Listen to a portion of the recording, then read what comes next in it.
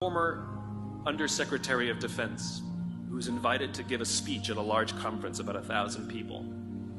And he was standing on the stage with his cup of coffee in a styrofoam cup, giving his prepared remarks with his PowerPoint behind him.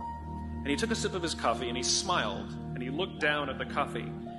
And then he went off script. And he said, you know, last year I spoke at this exact same conference.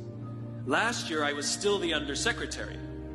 And when I spoke here last year, they flew me here business class. And when I arrived at the airport, there was somebody waiting for me to take me to my hotel.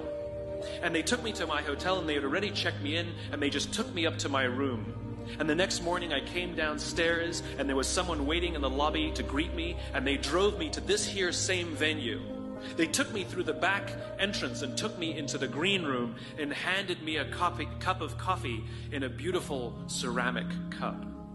He says the lesson is, the ceramic cup was never meant for me. It was meant for the position I held. I deserve a styrofoam cup. Remember this.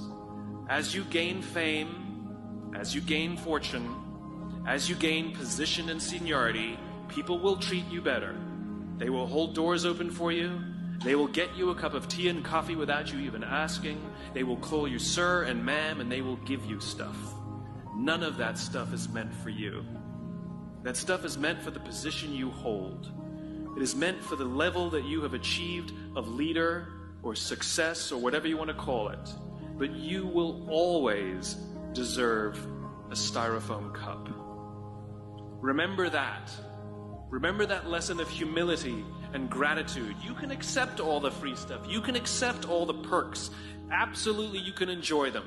But just be grateful for them and know that they're not for you.